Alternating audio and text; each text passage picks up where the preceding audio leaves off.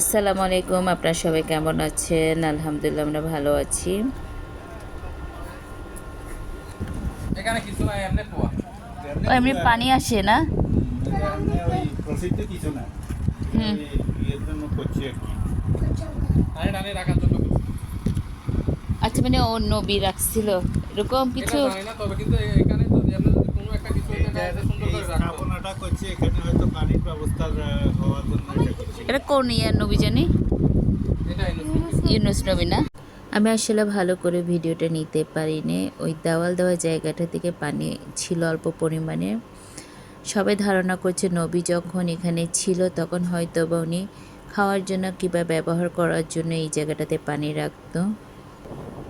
এটি সেই সমুদ্র যে সমুদ্রের বড় মাছ নবী হজরত ইউনুস আলাহকে খেয়ে ফেলেছিল, এবং এই জায়গাটাতে এসে 40 দিন পরে ওনাকে বমি করে দিয়েছিল। এই জায়গাটি হচ্ছে ওমানের সালালা শহরে। আমি এখন ওই জায়গাটাতে যাচ্ছি। এই যে এই জায়গাটা, যেটা সবুজ আর লাল কাপড় দিয়ে ঢাকানো, এই জায়গাটাতে নবী হজরত ইউনুস আলাইকে মাছে বমি করে দিয়েছিল।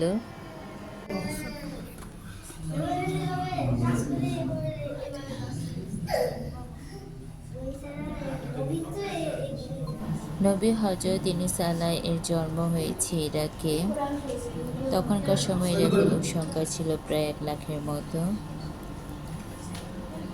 ওনার সম্পর্কে আমরা সাধারণ মুসলমানরা সবাই কম বেশি জানি, উনি কীভাবে মাছের পেটে গিয়েছিল এবং লা ইলাহা ইল্লা আনতা সুবহানাকা ইন্নী কুনতু মিনাজ জালিমিন এই দোয়াটা পড়ে উনি আল্লাহ পাকের কাছে দোয়া করেছিল, এবং মাছ এসে ওনাকে ঠিক এই জায়গায় বমি করে দিয়েছে 40 দিন পরে।